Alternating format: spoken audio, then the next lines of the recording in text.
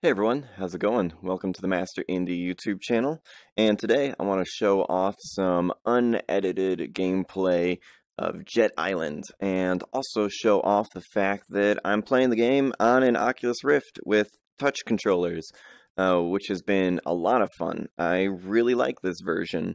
The Oculus Rift is actually pretty good. I could get into like a whole Oculus versus Vive, and there's pros and cons to both of them, so I can't choose which one is definitively better. They both just totally have pros and cons, and they're both good. So, anyways, I really like the Oculus version. There's some extra added functionality that's not in the Vive version that doesn't affect gameplay. It only affects visually what your hands look like, and then the Vive version has a little similar functionality, but not quite all the way because of the capacitive sensors on the Oculus controllers. But anyways, I'll show that off real quick. As you can see, when I touch the button on the Oculus controller in real life, my thumb touches the button, and then same with my pointer finger. If I lift up my pointer finger, my hand goes into a pointing position. And then either button, that button up there, I can also press. And then you can even see my hand, or my thumb, press it down, and then I can pull the trigger to close a fist. You can see, like, when I press it, my thumb presses it, and then the hookshot button also presses it. So in real life, those buttons are A, B, X, and Y. And it's really nice to be able to like look at your hand and be like, what button is that? And to be able to actually touch it and see your hand touch it. So that's pretty cool. And then the grip buttons are slide. So those are the basic controls of the game. Oh, and then joystick is to turn around. But in the Vive version, I don't have that because most people have their Vive set up for room scale. And they're more okay with spinning around in circles, or, well, turning around in circles. This game doesn't really make you spin around in circles. I guess it does about as much as your average room scale game does. And I personally prefer turning in real life, but because I'm filming a video, I'm going to be using the joystick turns. Which, by the way, in the final game, there's going to be settings for that to turn it smoothing on and off, and also to change the increments of what you're turning, whether you're going to be turning 90 degrees or 45 degrees or just straight up smooth turning. But yeah, there's a lot of things to talk about in this new version. One thing I'm going to do in this video is I'm going to go inside of these towers. That one's over the hilltop over there, but I'm actually going to go inside the towers and show them off a little bit. The textures don't look great in video, and when you're not inside of virtual reality, sometimes it's a little hard to see. Also, the shadows are acting kind of weird. I gotta try to fix that. Also, I need to go a different direction because I don't have enough speed to make it up that straight up wall. So I'm gonna go ahead and spin around here. Oh, did I make it? Nope. That works. The hookshots are really good for changing directions. You touch the ground for my jets to recharge. That's a gameplay mechanic that I'm not sure if I like. Your feet having to touch the ground to recharge.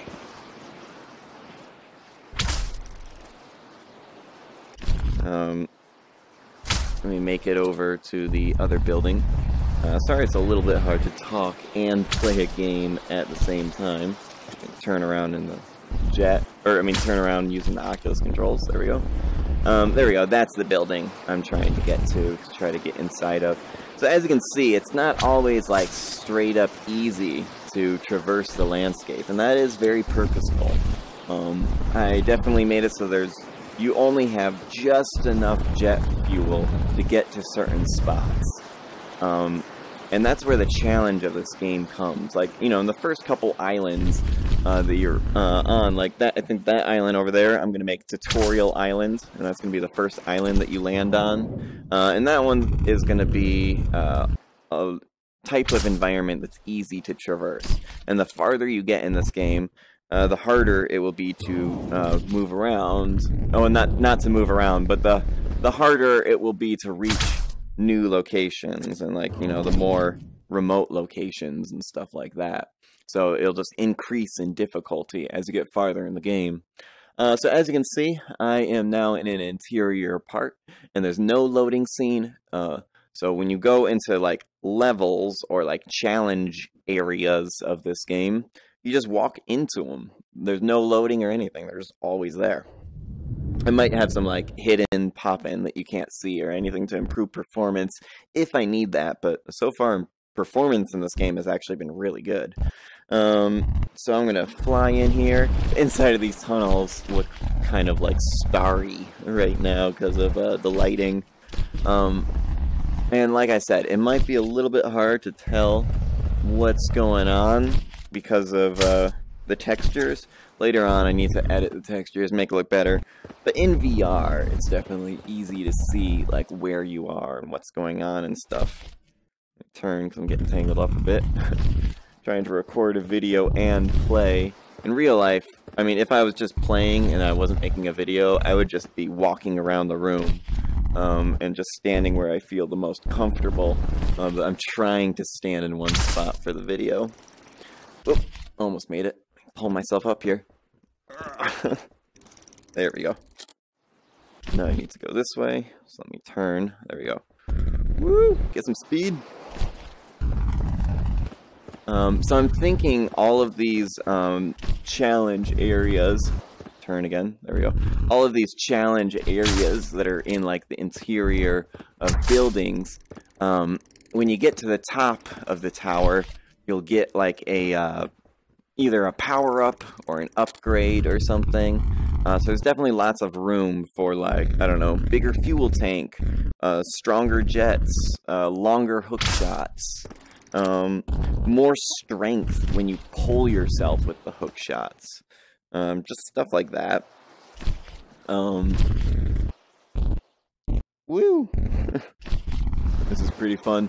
So there is, like, a real way that you're supposed to get through this level, but this particular level is pretty sloppy, and I think this would be one of the levels where you kind of just are supposed to get up whatever way you can figure out for yourself, and the game doesn't, like, punish you for going the way that it didn't expect you to. Like, it just kind of lets you, you know, so if you can figure out how to, like, I don't know, go over there, jump on that, swing over there, and pull yourself up, and it's not the way you were supposed to go, you know, it's cool. Oh, also, why don't I go ahead and show off over here? It physically makes no sense, but there's a giant grind rail that goes all the way from that tower to this tower. And let me tell you, going down that grind rail is super scary, because it's just this skinny, let me jump on it a little bit and try not to fall. It's just this skinny rail, and you feel like you're gonna fall off, and you could fall off if you move too far to the left or right, like I'm about to do. Ah! Oh no! And look how far of a drop that is. So let me try to get back. I'm gonna swing. Whoops, missed. Swing over there like Spider-Man. Ah!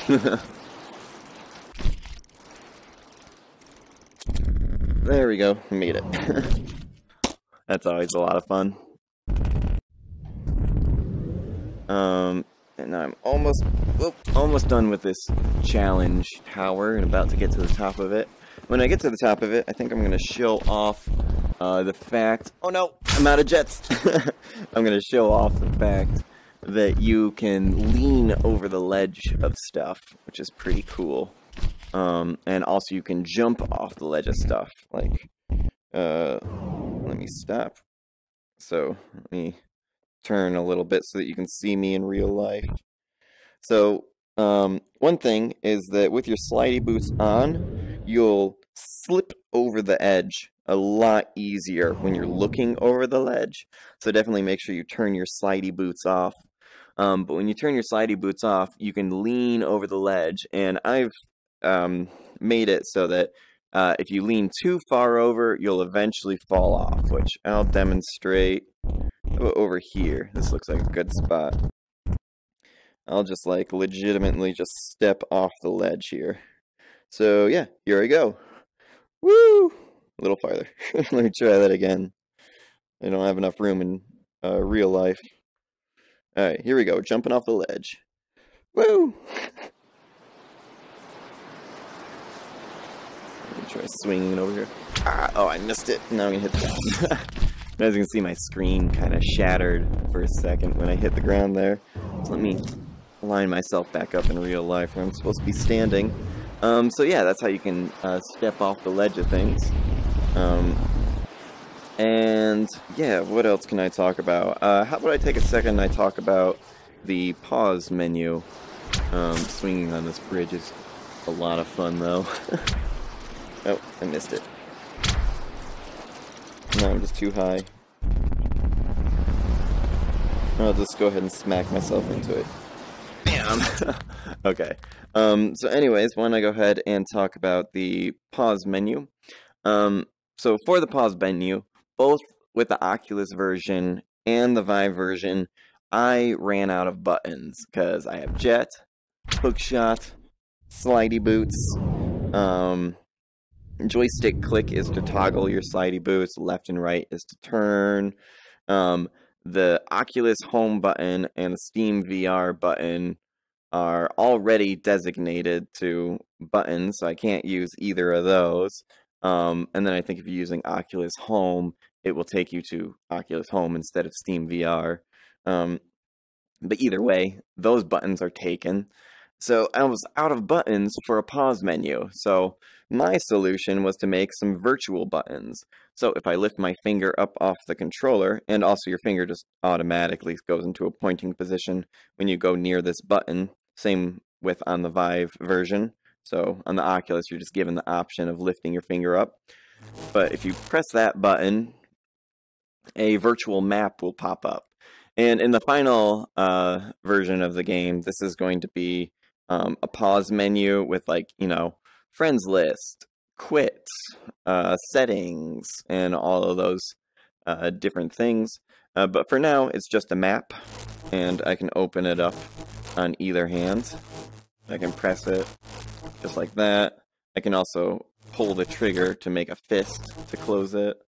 And then, like, another thing is my speedometer right here. I have miles per hour and kilometers per hour, and I can toggle between the two by actually pressing it. So now it's set to kilometers per hour, and that font is kind of hard to read, so I'll probably end up switching that with something that makes a little bit more sense. Also, I gotta figure out if most people around the world go by km/h or just kmh. But yeah, that's a pretty small detail. But yeah, it's pretty fun toggling that miles per hour and kilometers per hour. I mean, you're only ever going to do it really once and then just leave it. But I figured, like, actually pressing it was just kind of cooler than having to go into the options menu. And it would just kind of feel a little bit more, I don't know, real, I guess, maybe immersive. I guess another thing, it's a really subtle thing, but as you can see, that wheel on your fist turns as you reel it in. And then when I let go, you can see it like reels in as it winds up. So that's a really, really tiny detail, just to kind of add just a little extra bit of interactivity to the hands. And then of course there's a cool down timer there, and then your actual jet fuel there. I can't remember if I talked much about the jet fuel, but I've tried it different ways, and I'm trying to figure out like what I want to have it all be set as. But right now I have it, you have one fuel tank that's shared between both your jets, and it has a cooldown timer to recharge, and then it recharges when you touch the ground, and that's something that I have the ability to turn on and off in the game editor. And I'm just trying to decide if it's a good idea or not. Will people get annoyed if they are in the air and they can't recharge? Or is that a good way of stopping the player from getting to different parts of the map too early, and to make sure the game is challenging? Because I feel like I've actually tested it out. If you don't have that certain parts you can sometimes like cheat your way around. So I don't know, just trying to find the balance for that. And then I also can't remember if I talked about it, but I also played around with the textures and the ambient occlusion lighting. So you can see there's little dark shadows around all of the like buildings and stuff on the ground. And I think that kind of makes them pop a little bit more and just look a little bit more 3D and cool. And then I made the terrain a lot more cartoony, low poly, bright colors. Before, everything was just gray, and I didn't really realize that I made everything gray until I brightened up the colors all the way, and I was like, oh, actually bright green and bright colors just looks better. And then also I kind of smoothed it out, so it's not like textures from real life photographs. It's the texture is actually more like watercolor paper, or at least the grass is, and I think the rocks are or the dirt is a little bit, actually I don't know what I'm using for that. I think some kind of a brush texture, and then same with the snow. So I don't know, I've been playing around with it. It looks different now. How about I go inside this giant tube, because that's pretty fun. Whoop. Turn around. There we go. And here we go. So yeah, I think that's pretty much everything that's new in the game right now, and kind of like an explanation of the gameplay. And yeah, so I think I'll probably just end this video here. But yeah, all the feedback from the trailer was super helpful. A lot of people had detailed critical analysis of like the textures in the game, and saying like that was really how I knew for sure, like, okay, I need to make more cartoony textures and realistic textures, because multiple people told me that. And some people just said like, oh, the graphics look gross or bad, and you know, I mean, that's valid. It definitely doesn't look like Robo Recall or Halo or anything crazy like that. But yeah, definitely like the comments of like telling me specifically like, try swapping out the textures, or try doing this with the lighting, or try this with your models. Like, advice like that really helps and makes the game better. And then also, I want to show off the gameplay more detailed. So if anybody has any opinions about the gameplay, I can hear about those opinions too. And that, I'm guessing, will also be super helpful and just make the game better. So yeah, I'll go ahead and shut up now and end the video. It's just so addicting to swing around like this. Oh, I missed it. Oh well. So yeah, this has been a development update video of Jet Island. So until my next video, I will see you later, and keep making games.